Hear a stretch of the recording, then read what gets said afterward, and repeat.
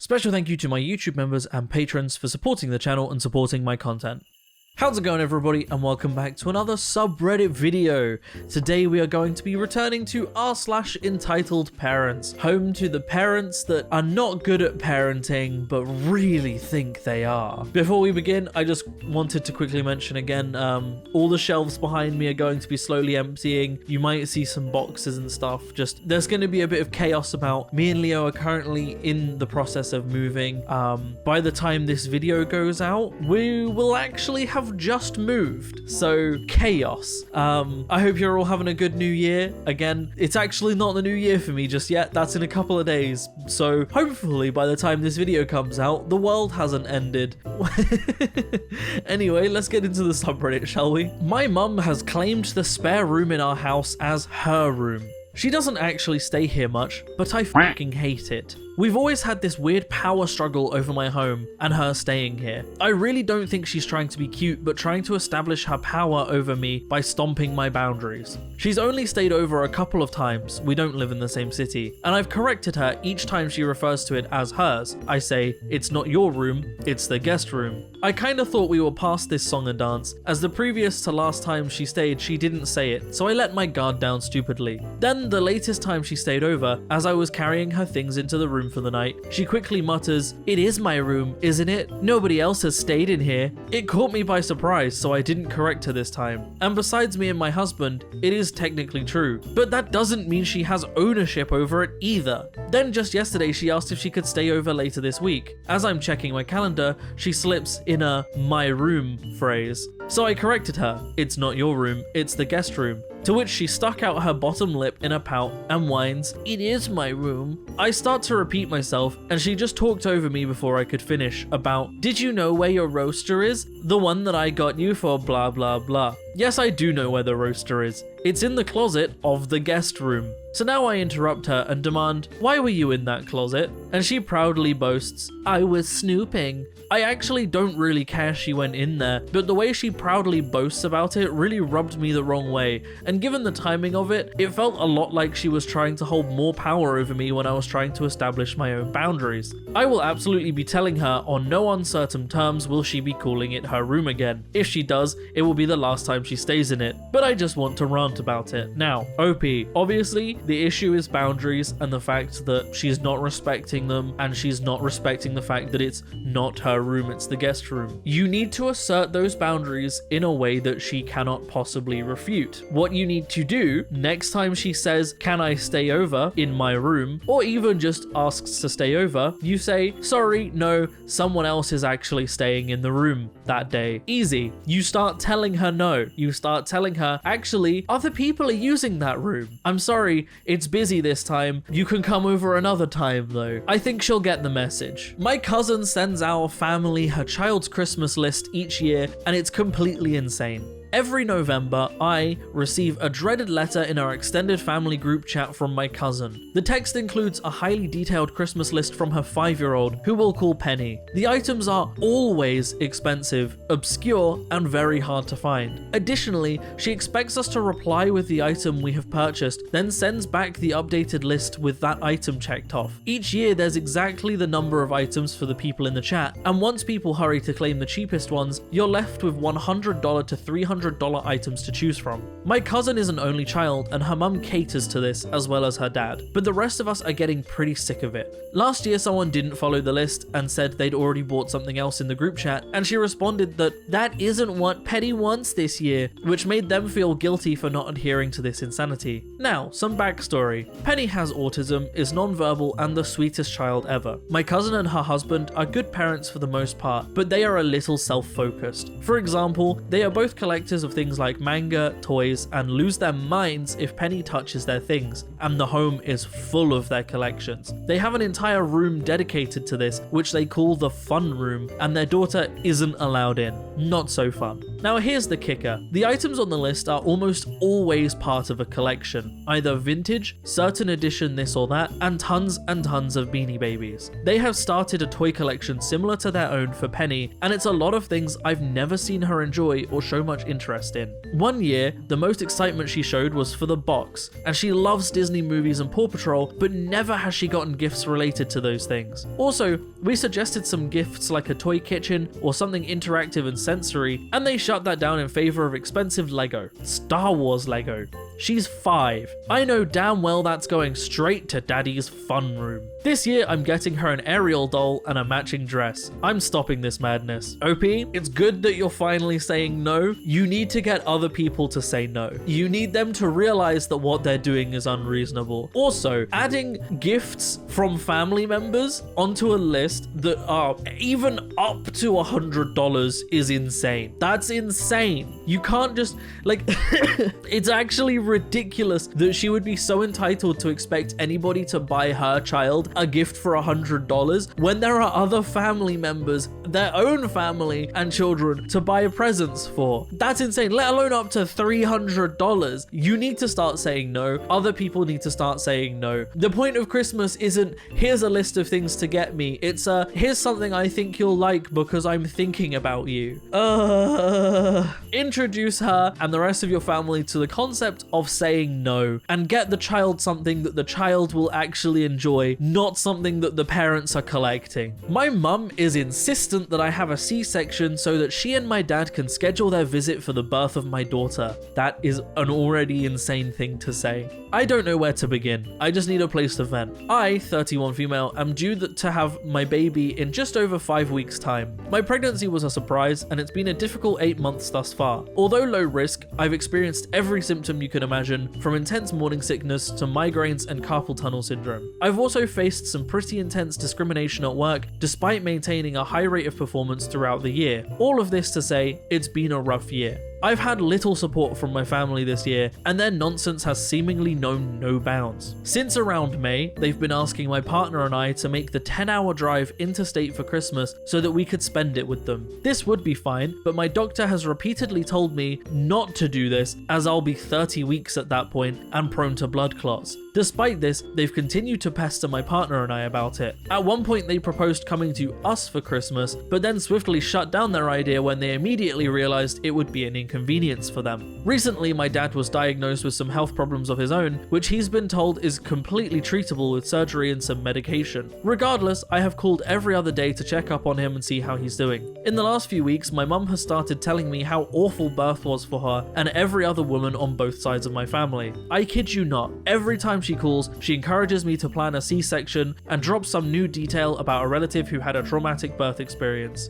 I have told her that her comments are unhelpful, and she's known for months that I don't want a C-section if I can help it. She constantly says things like, if I had my time again, I'd plan a C-section, as if it's an easier option. I wondered why she'd started down this path until she started making comments about Dad's treatment plan and appointments such as, we might be able to make it out to see you for a few days in January, but Dad might have to go to an appointment on the 18th, and then again on the 31st, and then after that we can't visit for a while because Dad might need surgery. I snapped and told her that I would not and could not plan the birth of my child around their schedule and that they shouldn't bother coming. They haven't even asked my partner or I if we even want extended family present directly after birth. We don't. I was so scared about the birth and was starting to feel somewhat comfortable with the idea of it all when my mum started making these comments. Every time I've told her that I'm upset about their comments or their lack of normal, healthy support, my mum has told me that I'm just hormonal and that everyone else has their own thing going on. I'm so sick of their shit and really need to cut them off for some time. I feel like they've made the birth of my little girl all about them. They've compared the potential surgery my dad might need to my birth, talking about catheters and IV drips like I won't need a similar setup, particularly if I go down the C-section route. When they did come to visit earlier in the year, they made comments about what I was eating. I was 24 weeks pregnant at that point. One of my unhealthy options was a few chocolates after dinner.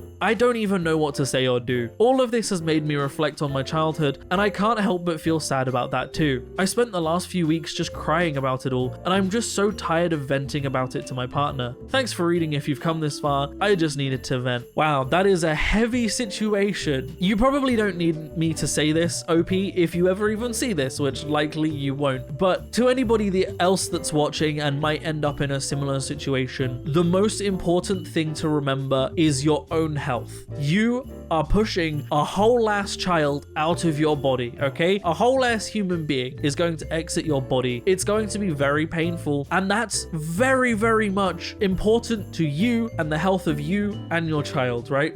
That's the most important thing. So if you have family trying to make it about them, don't get them involved. Don't tell them when it's happening. Tell them that you'll see them when it's all over, or even that you don't want to see them when it's all over. Don't let them make it about themselves. Don't let them put themselves in front of your health and your concerns. You are the most important thing. If that means going no contact until this is over, that might be the best thing to do, because it's going to be a stressful and traumatic time. Hormones are going to be all over the place. You're going to be experiencing pain, and as you said, you've already been experiencing a lot of the stuff like morning sickness and carpal tunnel syndrome, which is stuff that you don't really want to be going through while you're having family harass you. So no contact might be the best thing for you and them until it's over. Obviously, do what you feel you need to do is best for you. Don't necessarily do exactly what I'm saying just because I'm saying it, but it's an option and it is something you have to consider. This one's wild, okay? Found this gem on a babysitting group I'm in. Thought it belonged here. Posting,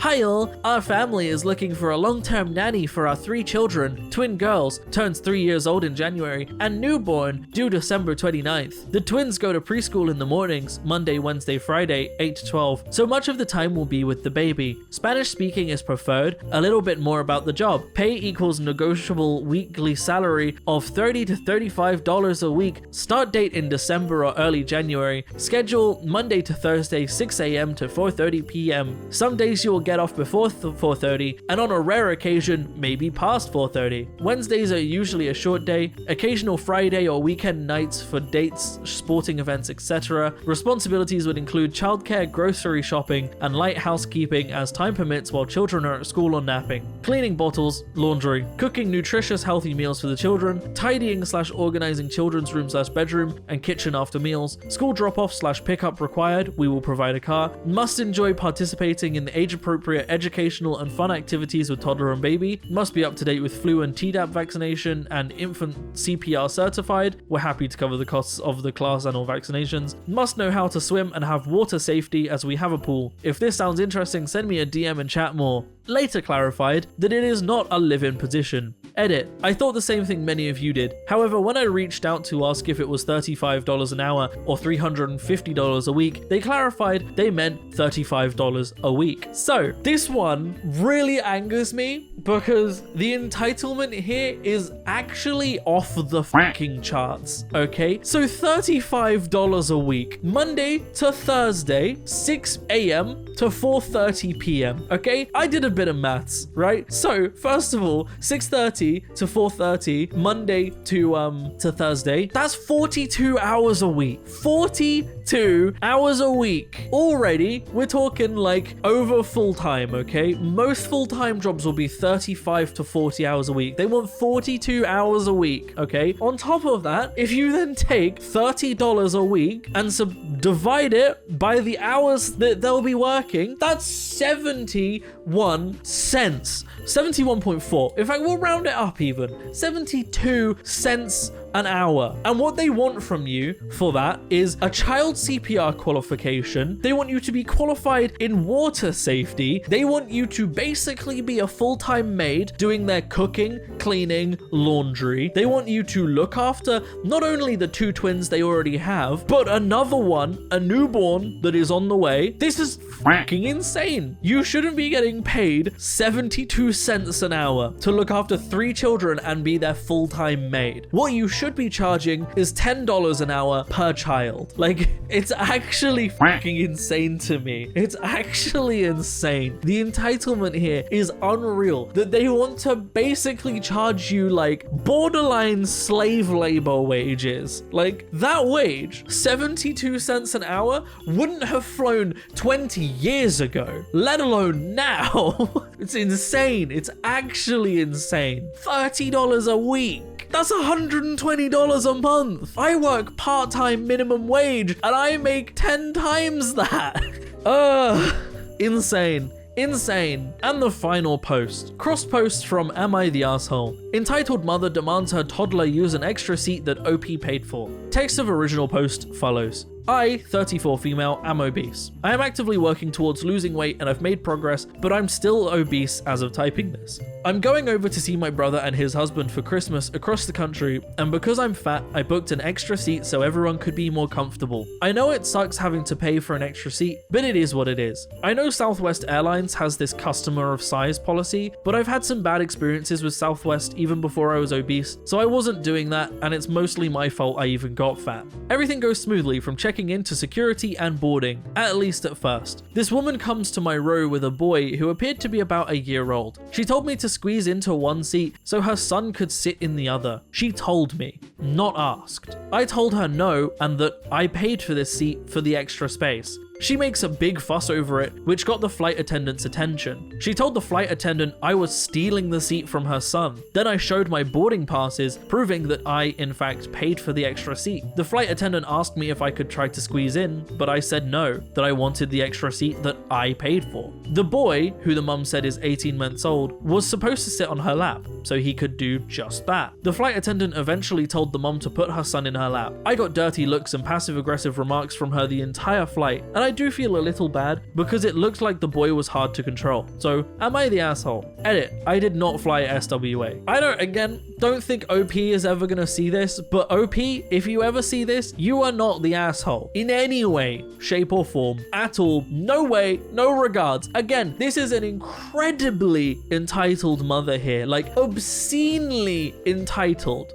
Okay, so let's break it down for a second. She booked one seat so that she and her son could share that one seat. She wanted her son to sit on her lap, okay? If you wanted your son to have a seat, you book your son an extra seat. You pay for the extra seat. Now, OP was being very considerate and booked an extra seat because of their size and because they didn't want that to affect other people. And a lot of people do complain about that. So they were being really considerate so as not to bother other people with that. They paid their own money to book an extra seat. Now, not only was the mother of this child, who only bought one seat, trying to persuade OP to give up the seat they paid for so that she could give it to her child, not only was she trying to do that, but she tried to actively lie to an air hostess that the seat was actually already her son's and that OP had stolen it from her. She tried to lie that the seat that OP had paid for was not in fact OP's. That's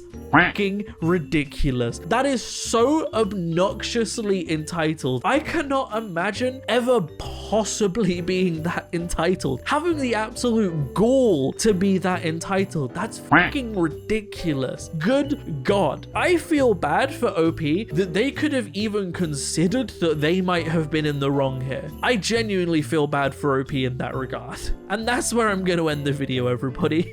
I hope you have enjoyed. Oh, entitled parents, am I right?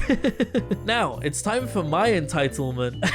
If you would like to support me in making more content like this, then I have a Patreon in the description down below, or equally you can click on the join button on the channel to support me. It helps a lot more than you might realize, but by no means should you feel like you have to. I'm going to keep making content regardless. A special thank you to all of the incredible, wonderful, amazing people that do choose to support me, because it genuinely helps so much. So thank you so much to everybody that does. Genuinely, thank you. Other than that, thank you so much for watching, everybody. I hope you have enjoyed this video, and as always, I will see you in the next video.